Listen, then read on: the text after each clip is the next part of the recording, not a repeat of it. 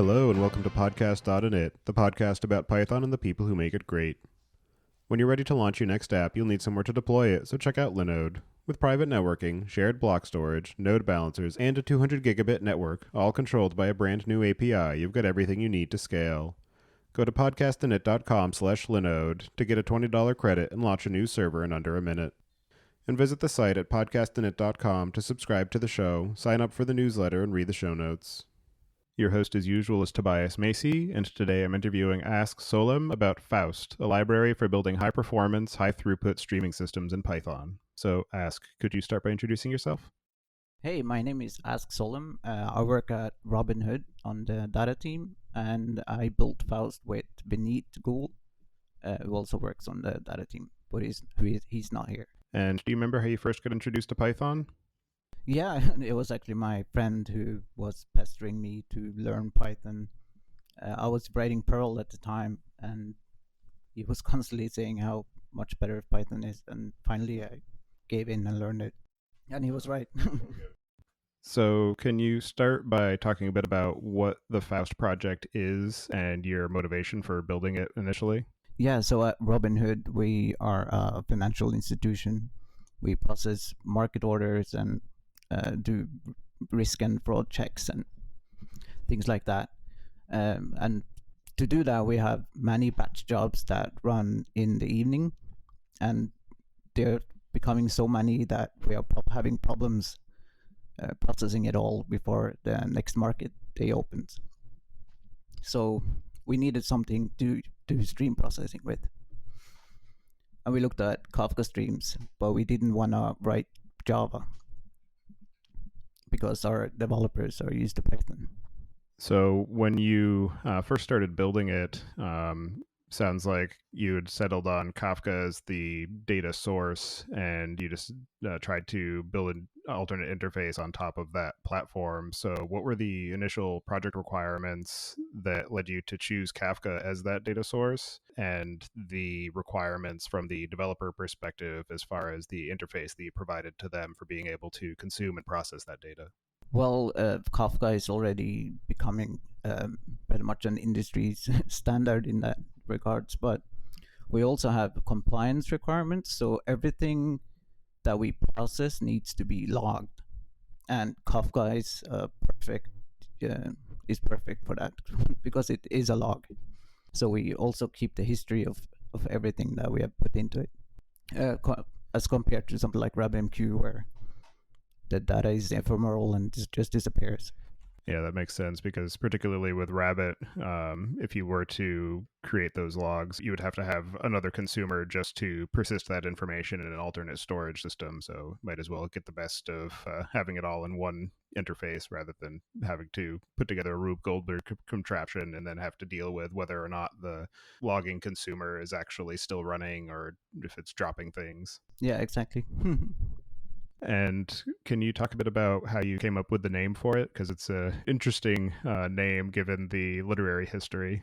No, we were just trying to find names, and we thought that stream processing is kind of like selling your soul to the devil. And that was why we named it Faust. It reminds us that we have to be careful with the data that we store. It's very clever. It's good to have a reminder every time you're working with it that you need to be thinking about how you're working with the data and what kinds of information you're keeping. Yeah, exactly. That was the idea behind it. And so can you discuss the internal architecture of the library itself and some of the components that it consists of? Yeah, so the internally the worker is composed out of many different small services that are started and stopped in a certain order.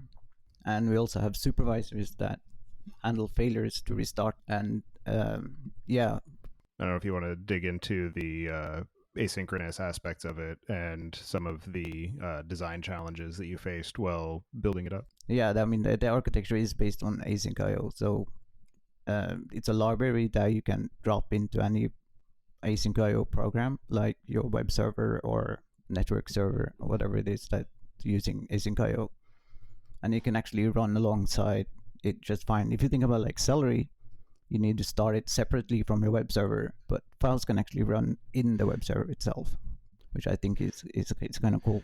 Yeah, that definitely simplifies the deployment mechanism where you don't have to worry about keeping a separate process running or whether or not it has access to the right system libraries or the right runtime. Yeah, and you can use it as a database as well. So, which means that you can basically deploy a full backend service where the only dependency is Kafka. And one of the topics that I came across while I was looking through the documentation is the idea of managing consensus and failover with multiple workers consuming from one topic, but having the stream partitioned based on some identifier. So I'm curious what you're using to manage that synchronization between multiple workers so that you don't have them either processing the same event multiple times or having an issue of split brain. So all for this we depend on Kafka pretty much completely. But a partition is never shared between workers. One partition is always handled by one worker at a time. But if that worker goes down, it's assigned to a new worker. So we have a partition assigner that assigns partitions to our workers in a smart way. One of them is that if the worker is subscribed to partition 0 of one topic, it needs to be subscribed to partition 0 for all the topics. This ensures that there's a relationship between the source event and the state that you store after processing the event. And for anybody who's not familiar, you are the primary author and maintainer of the Celery library as well. And that has been around for a very long time and used in a large variety of contexts. So I'm curious, what are some of the lessons that you learned while building Celery, or some of the design issues that you encountered while trying to adapt it to all of these different use cases that you were considering while you were working on Faust? Well, one of the lessons that I took from Celery was how the internals are organized. Based on having small services that are started and stopped in a certain order, because that's how Celery works as well. But in this case, we've had the opportunity to start out that way. So there's not a lot of backward compatibility issues at this point. So the code is much more readable, I think. But also, there's so much stuff that I learned from writing Celery, like the importance of having stress tests and integration tests is one of them.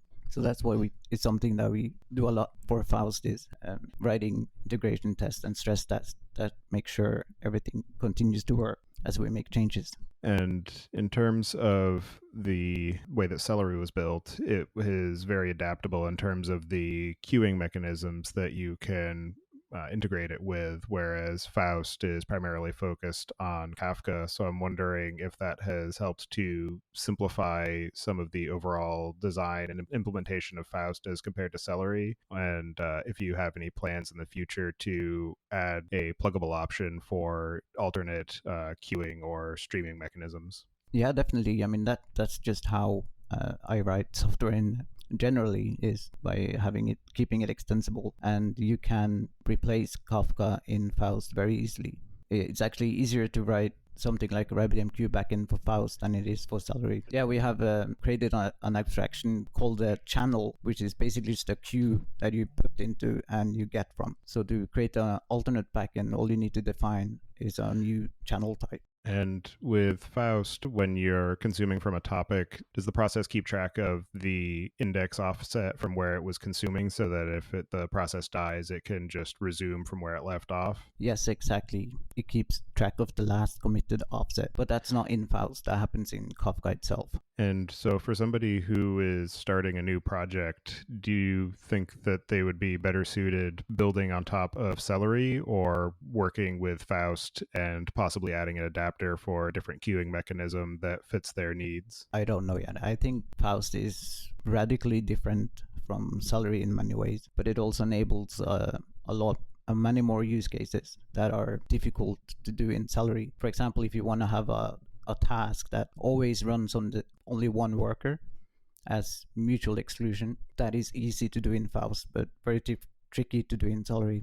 And one thing that comes to mind that might not be built into Faust is the idea of having the scheduled tasks that Celery has supported for a long time, but that can sometimes be problematic when you need to run multiple instances of a Celery worker. So I'm curious what your thoughts are on things like that, or some of the other features that are possibly present in Celery that you don't plan on implementing directly in Faust, or that somebody might be able to layer on top of it. Yeah, so the scheduling, then you mean like the countdown tasks or the periodic tasks? The periodic tasks, like the Crone style ones. Yeah, I mean, we could build that on Faust pretty easily, I think. Like, you could have, so in Faust, we have leader election. So one of the workers can be the leader. So to implement scheduling there, you only need to implement it as a leader task. So the leader can send the task as they're scheduled. And that would also make it highly available, which Celery periodic tasks are not. That sounds very useful. Yeah, I think that is a definite a good use case for Faust. And so for people who are just getting started building on top of Faust, are there any particular areas of confusion or difficulty that they come across, particularly when working with the async aspects of it? Well, async IO is quite difficult to learn, I would say, but I don't think people generally have a problem with that. What people have more problems with is the partitioning and thinking about like repartitioning a stream when that's required or when it's not. I think that is the most confusing element of it. So say you have a stream of bank withdrawals and it's partitioned by the account ID of the user. That means that whenever you send a withdrawal request, it will always be sent to the same worker.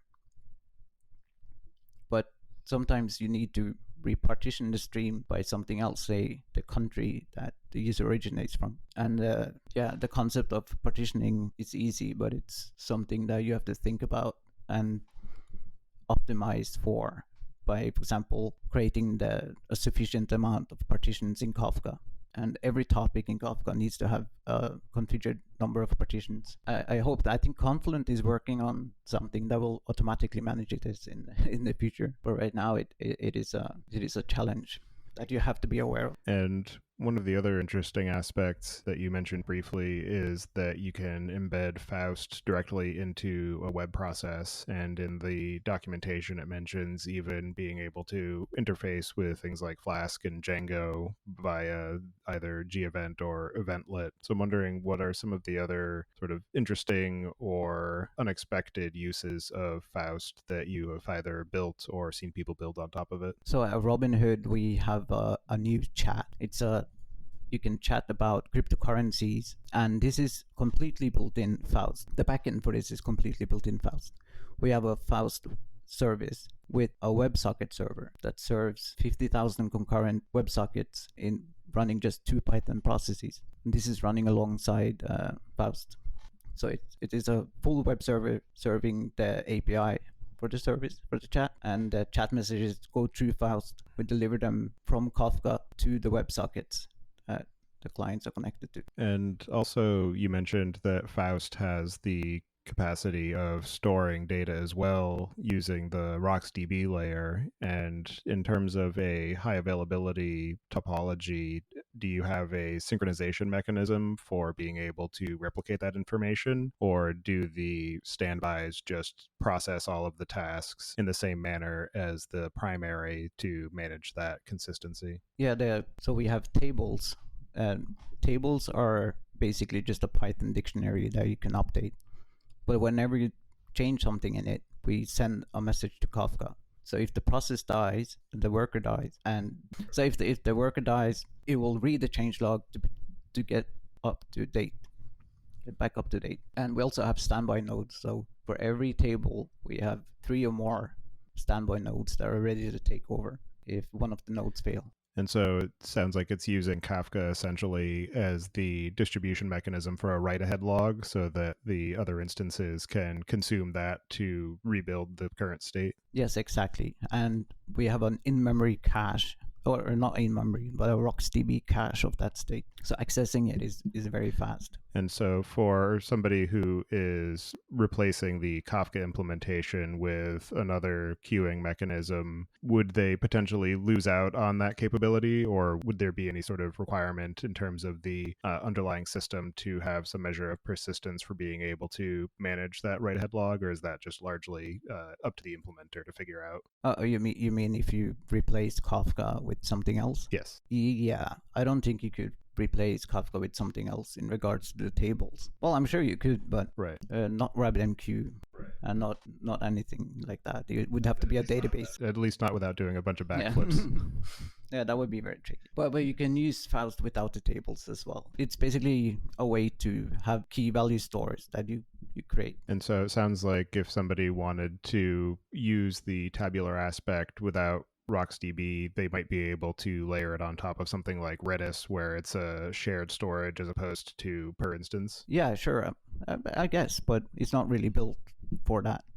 In that case, I would just use Redis directly, I think. And so, what have you found to be some of the most challenging or unexpected aspects of building streaming applications and building Faust to facilitate those? Well, the most challenging aspect has probably been Kafka, because it is an incredibly tricky technology. So the most challenging part is probably the rebalancing. So every time a Kafka consumer node joins or leaves, Kafka needs to stop the world and reassign partitions to a different node, right? But when this happens, it means that if a worker crashes, it also needs to rebalance. And if one worker crashes and that leads to another worker crashing, then you have a perpetual state of rebalancing. And tracking those errors down have been quite a challenge. So I hope that we could get rid of the centralized nature of Kafka at some point. Have you looked at all into whether Pulsar would fit your use case? I haven't looked at Pulsar directly, but I'm definitely interested in it. But at the same time, we know how to manage Kafka here. So right. Like it is something that we already need to deal with. Once you get to a certain level of institutional knowledge, it's easier to just keep it running than try and replace it regardless of any benefits that might result from that. Yeah, exactly. And it seems like Kafka is increasingly being used elsewhere as well. Like I interview a lot of people, and any of the companies here in the Bay Area are using Kafka for stream processing right now. And one of the additional challenges in terms of processing streams of information is that by their nature, they're unbounded. So sometimes it can be difficult to know when to maybe yield results from a particular aggregation. So I know that Faust has some support for windowing. So I'm curious what your experiences have been on that front. Yeah, the windowing is basically such that you can keep track of the number of visits to a website per hour or in the last 30 minutes or whatever. But since we have at least once processing, the consistency of that is not always correct. I don't know, have you heard of the exactly once semantics in Kafka streams? Yeah, it's a difficult problem in a lot of distributed systems, is the idea of exactly once. And my understanding is that in most systems that support the idea of exactly once semantics, it's based on having the computations be idempotent so that even if you do process the same event multiple times, it'll end up with the same result. Yes, and that's basically how Kafka streams has solved it. Well, they haven't really solved it, but they are deduplicating the data. We don't have support for that yet, but we will as soon as a Python Kafka client supports Kafka transactions. And so you mentioned that Faust is based at least somewhat on the Kafka streams implementation. So I'm curious if you can talk a bit about the areas that you don't currently support and if there are any additional features that aren't present in Kafka streams that you've built into Faust. Yeah, the mostly it's the exactly once processing that we don't support, but we also don't have stream to stream joins yet, and neither do we have table to table joins, but those are not very tricky to implement. We just haven't used them ourselves yet. But the idea is that you can join two streams together pretty much as a database does. And there's also KSQL, which is using the SQL language to create streams. I think we have one person working on that, but it's not ready yet. And the Faust project has been released as open source for other people to be able to use and contribute to. So I'm wondering what the motivation was for doing that rather than keeping it as a project internal to Robinhood and just using it within your company. Well, we built this with the idea that it would be open source from the start. So the question was, could we easily implement Kafka streams in Python? The answer to that was no, definitely not. Like it is, you can't just hook into it like with a client or anything like that. You need to re-implement all of it. But that's what we wanted to do, so we did it. Yeah, it's definitely a fairly substantial amount of engineering, and it looks like it's got a very easy API interface for being able to get up and running with it. So it seems that you've done a good job with building it and architecting it in a way that it should be maintainable and usable going forward. Thank you so much. Well, it was with the help of the data team here and Vinit, who is the co-creator of Faust. And so you talked a bit about the pluggable nature of Faust for being able to support alternate implementations of queues or streams aside from Kafka. So I'm wondering, what are some of the other areas of pluggability for somebody who wants to swap out different pieces of Faust for their own purposes? Oh, absolutely everything is pluggable. I would say, like, even the partition assigner or the tables, absolutely everything in Faust is replaceable and extendable. I guess if you want to go a bit deeper on the way that you implement pluggability, because I've seen it done a few different ways with different projects in different languages, and it's something that I've always been fairly fascinated with in terms of how you build these areas for being able to drop in different implementations for large swaths of the code. Yeah, I mean, that is quite a big subject. But what I usually do is that I write methods that are short so that you can easily replace any method. And I usually make anything that the class references, such as a class that it uses. If an order has an account, for example, the class used for that account is referenced so that you can replace it with a different class. And then if there are with things like the partition assigner or the stream, I leave the ability open to use a string configuration variable to define the class, so you can replace it with your own implementation. And so when the process is loading, it's pulling in these different stringified namespaces for the class implementation and relying on the import system for being able to override some of the built-in implementations. Yes, exactly. And so are there any upcoming projects that you have planned for building on top of Faust, or interesting architectural or design challenges that you're hoping to be able to leverage Faust for being able to implement? Well, yeah, we are using it internally for now providing like general backend services. I think I can't talk about the services themselves, but yeah, absolutely. we basically, yeah. I mean, at Robinhood we have an iOS client, we have an Android client that are communicating with our backend services, and also the website is also communicating with the backend services. So we are basically writing small microservices that those different platforms are using. And so going back to the lessons learned from Celery that you have brought forward into Faust, it seems that one thing that helps to ease the on-ramp of getting started with Faust is the fact that it's just pure Python and there aren't any DSL layers or special syntax needed for being able to hook into its capabilities. It looks like it's mainly just a couple of different decorators to wrap your functions in Faust to have it executed within that runtime, versus some of the more deeply reaching aspects of Celery for hooking into the task system there. Oh yeah, I think that is absolutely an important subject, because in what makes Faust similar to Celery is the way that we have ported Kafka streams, but you can use it as a massive message passing system basically. So we have implemented actors that are doing stream processing. So in Faust we have the agent. Every agent processes a stream using an async iterator, and you can also have a concurrent agent.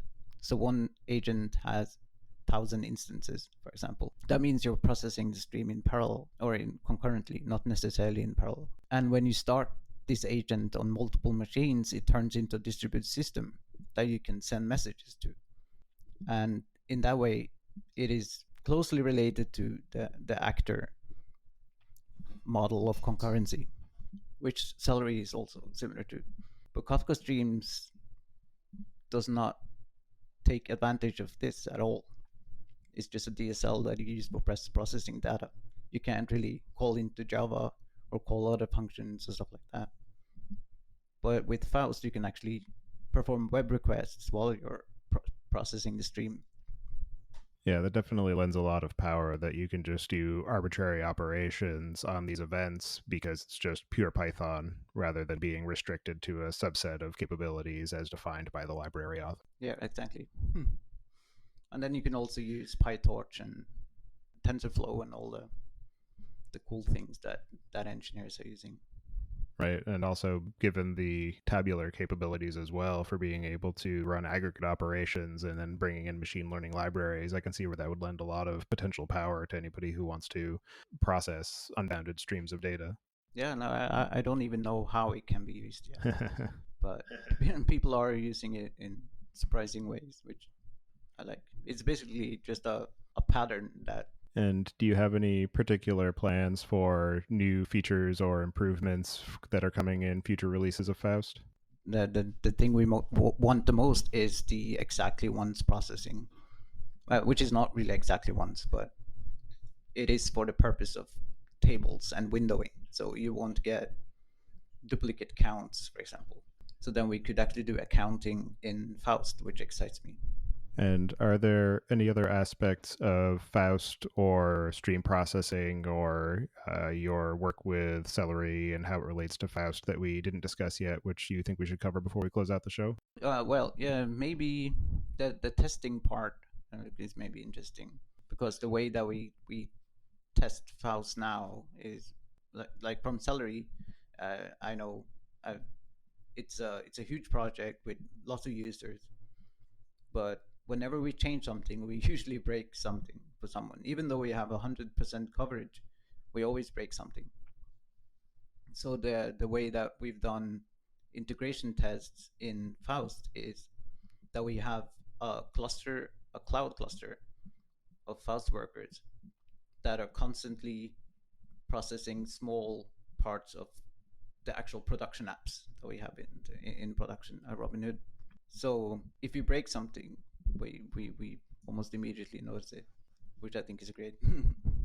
Yeah. So for anybody who wants to get in touch with you and follow the work that you're up to, I'll have you add your preferred contact information to the show notes. And so with that, I'll move us into the picks. And this week, I'm going to choose the movie Super Troopers 2 that I watched recently because it was hilarious. It's not very suitable for younger kids, but it's hilarious. It's worth a watch. I'm just going to leave it at that. And so with that, I'll pass it to you, Ask. Do you have any picks this week? Well, I have a book. It's called Microsound, and it's by Curtis Rhodes. It is probably different from the movie that you mentioned, but it's very interesting. It's about finding small sections of sounds within sounds. That sounds fascinating. All right. Well, thank you very much for taking the time today to join me and talk about your work on Faust. It's a very interesting library and one that I hope to start leveraging for my own work in the near future. So thank you for that, and I hope you enjoy the rest of your day. Thank you so much. You too.